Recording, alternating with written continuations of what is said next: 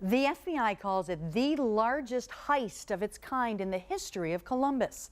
Millions of dollars in cash and coins stolen from the Brinks warehouse in North Columbus.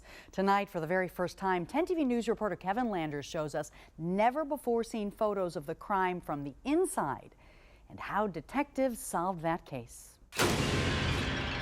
It was a burglary case unmatched by any other. It's an extraordinary case. A crime so sophisticated, the scene even took the FBI by surprise. It looked like a tornado had gone through. January 17, 2009, in a debris field of burnt money filled the Brinks warehouse in North Columbus. There had been a fire in the vault. The fire caused by a plasma torch like this one, designed to dismantle ships. We determined right away this was committed by somebody that really knew what they were doing. Evidence photos show the crooks cut holes in the roof, destroyed the video's security system, then shimmied down the walls into the heart of the Brinks warehouse. There was money, coin, things were in complete disarray. Someone cut a huge hole in the Brinks vault, a vault stuffed with cash. There was roughly $80 million. Brinks says it was closer to $92 million, but the burglars didn't get it all. The torch was so hot, agents say it cooked the cash. That's when investigators say the crooks grabbed a forklift and went after pallets of coins. The coin weighed over 8,000 pounds that they took. It was a case that neither Columbus Police, the FBI, nor the state's U.S. attorney had ever seen before. The complex nature of the whole enterprise, if you will, was really unique. The investigation began on a bitterly cold morning around 9 a.m. Brinks employees arriving for work noticed the doors were stuck. They figured they were frozen. But as these evidence photos show, the doors were glued shut with epoxy. I was thinking that it had to be somebody, from around our area. But who? The FBI started looking at Brinks employees. Was this an inside job? There were a number of 5 or 6 people at least that we polygraphed. But every Brinks employee passed. Local burglars were later eliminated. The case was going cold.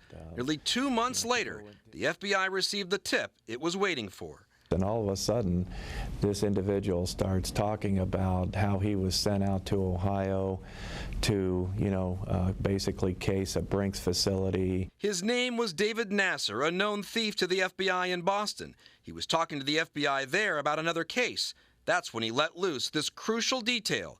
But Special Agent Trombitis says he was in disbelief. I actually tried to convince the agent that he was mistaken. Nasser kept talking. He gave the agents the names of 2 others, Robert Doucette and Sean Murphy.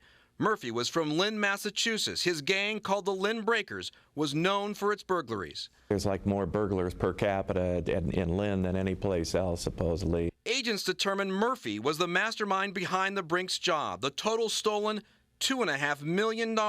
It was during the FBI's interrogation of Doucette that Agent Trombitis learned even more, the blueprint to the Brinks heist. He knew better than to not tell us the truth, because basically we told him, if we find out that you're not telling us the truth, all bets are off. He told agents that Murphy bought this cell phone jammer to prevent the security alarm from reaching police, and how Murphy used satellite imagery to scope out the layout of the building. Sal Dominguez prosecuted the case. They wore gloves. They were very conscientious about leaving DNA behind. The crime scene was so clean, the FBI's evidence team and Columbus CSI couldn't find a fingerprint. Prior to the burglary, the FBI says Murphy bought cigarettes and beer and gave them to people at what's believed to be this homeless shelter just around the corner from the Brinks warehouse. Once the people were done smoking and drinking, agents say Murphy took the butts and bottles and scattered them around the crime scene to make it look local. By now, Doucette had taken agents to storage facilities in New Hampshire and Pennsylvania, where the crew kept their tools, along with more than $500,000 in coins and cash. But the storage locker contained something even more valuable to prosecutors. There was some DNA of Sean Murphy that was on a mask and I believe on gloves that were taken during the seizure. The government's case was coming together, including the discovery of this, a how-to booklet written by Murphy called Master Thief: How to Be a Professional Burglar. Murphy was arrested, brought to Columbus, and represented himself at trial. Murphy attempted to persuade the jury at some point in trial that he, in fact, did not commit the burglary. He wanted to give the impression that he had actually taught the culprits to actually commit the crime. Judge George Smith says Murphy's credibility began to crumble during cross-examination of his cohort.